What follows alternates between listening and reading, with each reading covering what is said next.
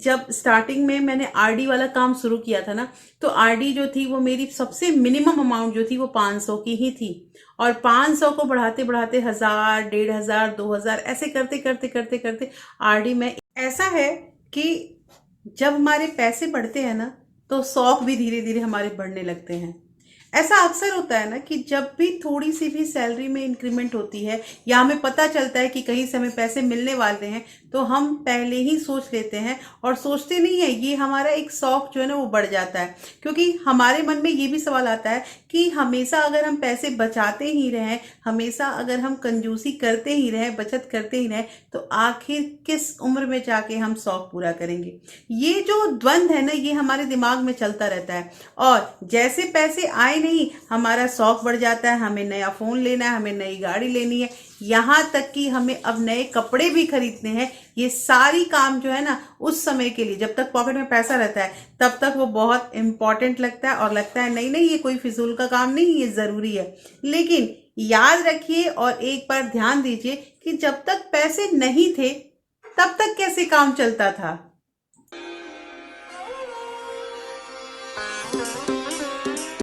Hello everyone, welcome back to my channel real life with Tuku. कैसे हैं आप लोग? आई होप आप बहुत अच्छे होंगे और सेहतमंद होंगे और आप लगातार मेरी वीडियो के साथ भी बने हुए होंगे। दोस्तों, लगातार आप लोगों के कमेंट आ रहे हैं कि दीदी मार्च का सेविंग चैलेंज लेके आइए। तो सेविंग चैलेंज बहुत जल्द आने वाला है और ये जो मंथ है हमारा फरवरी का, ये 28 मंथ का है। और बहुत सारे कमेंट आए हैं कि फरवरी का सेविंग चैलेंज हमने कंप्लीट कर लिया है। तो ये बहुत खुशी की बात है और मैं उन सारे अपने व्यूअर को बहुत बहुत मतलब शुभकामनाएं देना चाहती हूँ कि आप लोगों ने इतनी जल्दी से फरवरी का जो हमारा सेविंग चैलेंज है उसको कंप्लीट कर लिया है और मार्च के सेविंग के चैलेंज के लिए आप लोग इंतजार कर रहे हैं। तो बहुत जल्द आने वाला है और ये जो सेविंग चैलेंज है ना, ये भी बहुत इंटरेस्टिंग होने वाला है, क्योंकि ये जो सेविंग चैलेंज है ये हम कोशिश कर रहे हैं कि इसे भी एक छोटे से अमाउंट से स्टार्ट करें। देखिए, जब तक हम लोग छोटी छोटी बचत पे ना ध्यान नहीं देते थे तब तक हमारे पैसे नहीं बचते थे। लेकिन एक बार जोड़िएगा कि अगर आपने अभी तक दिसंबर, जनवरी, फरवरी मात्र 3 महीने का भी अगर सेविंग चैलेंज कर लिया है तो कितने पैसे बच गए। देखिए दोस्तों, पैसे जो होते हैं ना उसका वैल्यू करना पड़ता है।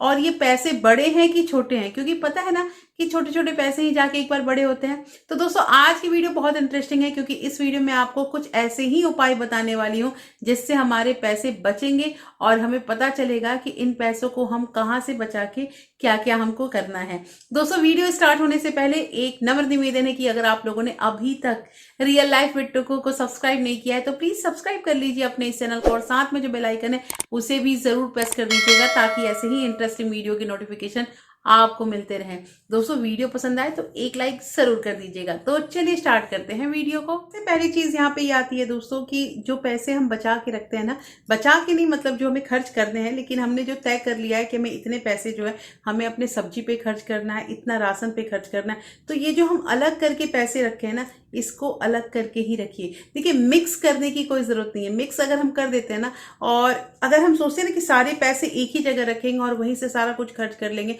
तो इसमें हमारे पैसे नहीं बचेंगे। दोस्तों, मैंने मतलब ये आजमाया है कि जब मैं पैसे इकट्ठे करके रखती हूँ और तब सोचती हूँ ना कि जब जिस चीज की जरूरत होगी उन पैसों से निकाल लूंगी, तो मेरा ऐसा करने के बाद बहुत सारे काम रह जाते थे और पैसे मेरे खत्म हो जाते थे। और हमारी तो आदत थी कि जैसे कि पैसे गिनते भी थे। पैसे मान लीजिए कि 5000 रुपए हैं तो 1000 रुपया निकल गया, तो अब कितना बचा है उस पर बहुत हमारी मतलब निगाह रहती थी, क्योंकि काम बहुत सारे पैसे थोड़े से। और तो कहना यहाँ पे ये है दोस्तों कि आप ना डिपार्टमेंट जैसे बांटे हैं। मान लीजिए कि आपने ये तय किया है कि आपका 3000 रुपया सब्जियों में जाने वाला है, तो 3000 रुपया जाने वाला है, तो कोई बात नहीं, आप क्या कीजिए कि कोशिश कीजिए कि 1000 रुपये या 800 रुपये अलग रख लीजिए कि इस वीक में हमें इतना ही पैसा खर्च करना है। देखिए, एक बार अगर हम अमाउंट तय कर लेंगे ना कि हमारा इतना पैसा खर्च होगा और हम उतना ही लेकर अगर शॉपिंग करने के लिए या मार्केट में जाते हैं ना, तो हमारे पैसे डेफिनेटली बचेंगे। अब यहाँ पे ये क्वेश्चन आ सकता है कि दीदी अगर हम कम पैसे लेके, मान लीजिए कि 800 या 700 रुपए लेके मार्केट जाते हैं और बाई चांस हमें पैसे की नीड हो जाती है, तो हम क्या करेंगे? देखिए, यही तो चीज है कि जब पैसे नहीं रहेंगे ना तो नीड भी नहीं होगी। और बाई चांस अगर आपको नीड हो जाती है तो आपके पास आपका फोन है ही, आपको जरूरत लग रही है तो यूपीआई कर दीजिए। ये कोई बड़ी चीज नहीं है। लेकिन अगर हम पैसे कम रखेंगे ना अपने पास, तो ये एक टोटका भी होता है कि पैसे कम रखेंगे तो पैसे कम ही खर्च होंगे। इसलिए ध्यान रखिएगा दोस्तों, जितनी आवश्यकता है उतना ही लेके आप शॉपिंग के लिए जाइए। दूसरी चीज यहाँ पे आती है कि क्यों हम सोचते हैं कि हमारी सैलरी जो है, अगर मान लीजिए हमारी सैलरी 30,000 है, तो ऐसा क्यों सोचते हैं कि हमारी सैलरी 30,000 है। देखिए, अपने आप को ना बहुत बार मतलब धोखा देना भी जरूरी होता है। और धोखा क्या, कि धोखा अच्छे सेंस में लेने के लिए मैं यहाँ पे कह रही हूँ कि मान लीजिए कि हमारी सैलरी 30,000 है, तो हम उसे 30,000 ना समझ के अगर 28,000 या 27,000 ही समझे, और जो 2,000-3,000 रुपया जैसे हमारी सैलरी आती है उतने उससे ही तुरंत ही अगर वो ऑटोमेटिक डिडक्ट हो जाती है, ऑटोमेटिक कहीं अगर सेविंग अकाउंट में या फिर मान लीजिए किसी तरह की आरडी है उसमें अगर वो पैसे चल जाएंगे, तो पैसे तो हमें कम दिखेंगे और ऑटोमेटिक आप देखिए 1 साल के बाद आपके पास एक अच्छा अमाउंट जमा हो जाएगा। दोस्तों, जैसा कि मैंने आप लोग को बताया है कि हर छोटी छोटी चीजें जो आपको मैं बताती हूँ ना, ये अपने ऊपर इम्प्लीमेंट किया हुआ है और मैंने इम्प्लीमेंट किया है इस चीज को। मैंने एक्सपीरियंस भी किया है कि जब स्टार्टिंग में मैंने आरडी वाला काम शुरू किया था ना, तो आरडी जो थी वो मेरी सबसे मिनिमम अमाउंट जो थी वो 500 की ही थी, और 500 को बढ़ाते बढ़ाते 1,000, 1,500, 2,000 ऐसे करते करते करते करते आरडी मैं एक अमाउंट तक ले आई अभी तक। लेकिन ऐसा नहीं है, आज भी आरडी चलाती हूँ और आज भी जो है हमारा वो आरडी जो है वो इकट्ठा होता है 1 साल में, और फिर उसकी मैं एफडी करती हूँ। ये जो मेरा पुराना काम है ना, ये आज भी चलता रहता है। और मेरे पास कई कमेंट इस पे भी आए थे कि दीदी ये बताइए कि हमें आरडी एफडी जो है वो किस बैंक, मतलब अपना अकाउंट जो है वो किस बैंक में खुलवाना चाहिए। तो देखिए, इसमें सबसे पहली चीज ये मैं बता दूं कि किसी भी गवर्नमेंट बैंक में अगर हम अपना अकाउंट रखते हैं ना, तो ये हमारे लिए बहुत अच्छा होगा। और अगर गवर्नमेंट बैंक नहीं है तो एचडीएफसी तो मुझे सबसे मतलब अच्छा बैंक लगता है कि उस बैंक में अगर हमारे पैसे जो है ना वो मतलब सही है। बैंक में सारे बैंक में सेफ रहते हैं, लेकिन कुछ जो गवर्नमेंट बैंक है और प्राइवेट में ये जो बैंक मैंने आपको बताया, तो इसमें थोड़े से पैसे ना मतलब रखने सही रहते हैं। तो आप ये काम कर सकते हैं और आप अपना एक अकाउंट वहां खुलवा सकते हैं। देखिए, जब डीमोनेटाइजेशन हुआ था ना, तो बहुत सारी महिलाएं जो है ना वो हमारे इंडिया में ऐसी निकली जिनके पास कोई अपना अकाउंट ही नहीं था। और पता है, ये जो हुआ ना डिमोनेटाइजेशन, इसमें पता चला कि एग्जैक्टली सेविंग अकाउंट का कितना वैल्यू होता है। अगर सेविंग अकाउंट उस समय हर महिलाओं के पास होता ना, तो वो इजीली अपना पैसा जो है वो नए पैसे में कन्वर्ट कर सकती थी। लेकिन उस समय इतने बैंक अकाउंट खुले, और न्यूज में हमेशा आता है कि कितने कितने बैंक अकाउंट खुल रहे हैं, और उसमें से 60% जो थे वो महिलाओं के ही बैंक अकाउंट खुल रहे थे। तो कहना यहाँ पे ये है दोस्तों कि जमाना बदल गया है, और अपना बैंक अकाउंट एक जरूर रखिए। आपका पर्सनल एक बैंक अकाउंट होना ही चाहिए। तीसरी चीज यहाँ पे आती है कि जो अक्सर हम बात करते हैं कि फिजूल खर्ची ना करें, फिजूल खर्ची ना करें। तो देखिए दोस्तों, फिजूल खर्ची या गैर जरूरी खर्च ये कब पता चलते हैं? पता तब चलते हैं ना जब हम अपने जो भी हमारे मतलब बहुत इंपॉर्टेंट काम है जिसके बिना हमारा काम नहीं चल सकता है, उस चीज को हम आइडेंटिफाई करें।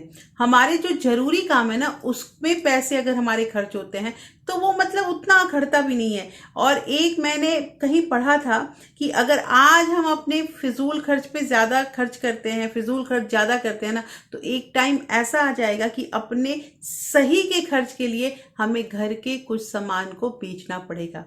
और दोस्तों, ये चीज बहुत लोगों ने देखा भी होगा, मैंने तो खुद देखा है कि कई घर ऐसे होते हैं ना जो बिल्कुल मतलब हिसाब से चलते ही नहीं है। जितना आ रहा है, जितना जा रहा है, पैसे खर्च किए जा रहे हैं। अक्सर मैंने देखा है बहुत लोगों के, मतलब मैं सिंपल बताऊं कि शैम्पू के बहुत सारे बॉटल घर में रखे हुए हैं, कोई थोड़ा सा इधर गिरा हुआ है, कोई मतलब किसी में आधा है, कोई खत्म हो चुका है, कोई भी ध्यान नहीं है, और तरह तरह के वैरायटी के सामान रखे हुए हैं। लोग को क्या है कि कोई घर में जो मतलब अगर कोई गर्ल है तो ये वाला शैम्पू यूज करती है, कोई ये है, मतलब घर में जितने सदस्य उतना शैम्पू, ऐसे करके बहुत सारे घर में देखा है। तो देखिए, आप समझिए कि एक शैम्पू का खर्चा और उसमें आपने 4 शैम्पू के डब्बे रख रखे हैं सबके अलग अलग, तो ये खर्चा बढ़ा कि नहीं बढ़ा? इसी को कहते हैं फिजूल खर्ची। यहाँ मैंने एक सिंपल एग्जांपल दिया है। तो कहना यहाँ पे ये है दोस्तों कि फिजूल खर्ची जो होती है, जो गैर जरूरी खर्च होते हैं, ये आप आइडेंटिफाई करेंगे। क्योंकि हो सकता है कि किसी घर के गैर जरूरी खर्चे वो किसी के घर में अनिवार्य खर्चा हो जाता है। तो जैसे जैसे घर होते हैं ना, रिक्वायरमेंट उनकी चेंज होती रहती है। तो दोस्तों, कहना यहाँ पे ये है कि सबसे जरूरी चीज है कि आप अपने घर का जो भी गैर जरूरी खर्चा है उसको आइडेंटिफाई कीजिए और उस पे अभी से अंकुश लगाइए। क्योंकि अगर अभी अंकुश लगाया नहीं ना, तो फिर हमारे पास इतने पैसे नहीं बचेंगे कि हम अपने जरूरी का भी कुछ सामान ले पाए। चौथी चीज यहाँ पे ये आती है दोस्तों कि शॉपिंग करते करते समय थोड़ा सतर्क रखिए। देखिए, शॉपिंग करते समय हमें अपना मतलब पूरा, मुझे लगता है ना कि उस समय ज्यादा ध्यान देने की जरूरत है। अगर मतलब थोड़ा सा भी हम ध्यान न रखें और ऐसे ही शॉपिंग करने पहुंच जाए ना, तो हम डेफिनेटली एड़ा का डेढ़ा खर्च करेंगे। दूसरी चीज कि हम अगर शॉपिंग करने जाते हैं तो हमें कभी भी खाली पेट नहीं जाना चाहिए, क्योंकि अगर खाली पेट जाएंगे ना तो हम मतलब ऊट पटांग सामान तो अपना कार्ट में ऐड करना शुरू ही कर देंगे। इसलिए पेट भर के जाना चाहिए, थोड़ा सा मतलब ब्रंच जो होता है उस दिन जरूर करके जाएं। तीसरी चीज यहाँ पे ये आती है दोस्तों, शॉपिंग करने अगर हम जाते हैं तो अपना शॉपिंग लिस्ट बना के ले जाएं, क्योंकि शॉपिंग लिस्ट है तो हमें पता है कि हमें घर में किस किस चीज की जरूरत है। और लास्ट में शॉपिंग करते समय ये चीज भी ध्यान देना है दोस्तों कि अपना घर से एक थैला लेके जाना है, क्योंकि अगर हम ये थैला लेकर नहीं जाते हैं ना तो ऐसा होता है कि जब ढेर सारे सामान आ जाते हैं ना तो वहां पे काउंटर पे हमसे पूछा जाता है कि क्या मतलब आप बैग प्रेफर करेंगे, तो वहां पे आपके पास कोई ऑप्शन नहीं है तो आप हाँ कहोगे। और एक जो ये थैला होता है ये 20-25 तक के इसमें खर्च होते हैं। और दोस्तों वो जो थैला, मैं जो बैग की बात कर रही हूँ ना, वो बिल्कुल भी हमारे लिए यहाँ पे घर पे मतलब वो हमारे उपयोग में ही नहीं आता है। इतना वो मतलब पतला होता है ना कि वो यूज नहीं कर सकते हैं। तो कहना यहाँ पे ये है दोस्तों कि आप जब शॉपिंग के लिए जा रहे हैं ना तो अपना शॉपिंग बैग जरूर कैरी करें। दूसरी चीज यहाँ पे एक और आती है दोस्तों, मतलब ये शॉपिंग से रिलेटेड तो नहीं है लेकिन मैं यही कहूंगी ना कि घर में जो हम खाना बनाते हैं या घर से खाना लेके अगर हम कहीं बाहर जाते हैं ना, ये सबसे इंपॉर्टेंट थिंग है। इंपॉर्टेंट इसलिए है क्योंकि पहली चीज तो आपको घर का खाना मिल रहा है, दूसरी चीज कि आपके स्वास्थ्य के लिए अच्छा है, और तीसरी चीज आप ध्यान दीजिएगा कि 2,000-3,000 रुपया अगर एक बार हम रेस्टोरेंट में बैठते हैं तो हम खर्चा कर देते हैं। लेकिन वो जो 3,000 रुपया है, देखिए कैसे कद्र होगी पैसों की। वो जो 3,000 रुपया है उसमें हो सकता है कि आपके घर का पूरा महीने का सब्जी आ जाए। तो अब बताइए कि कौन सा जो हमारा ये सौदा है वो सही होगा, तुरंत एक दिन का खाना खाने के या पूरा महीने का सब्जी का। कमेंट करके मुझे जरूर बताइएगा। तो दोस्तों कैसी लगी आज की वीडियो मुझे जरूर बताइएगा। होपफुली ये वीडियो आपको अच्छी लगी होगी। अच्छी लगी है दोस्तों तो प्लीज लाइक शेयर सब्सक्राइब जरूर कीजिएगा। और हाँ, अगर आपके किसी फ्रेंड्स और फैमिली को ऐसे वीडियो की जरूरत है तो आप इसे ज्यादा से ज्यादा शेयर भी कीजिएगा। फिर मैं मिलती हूँ आपसे ऐसे ही एक इंटरेस्टिंग वीडियो के साथ। तब तक अपना प्यार और सपोर्ट ऐसे ही बरकरार रखिएगा। Thank you. Thanks for watching.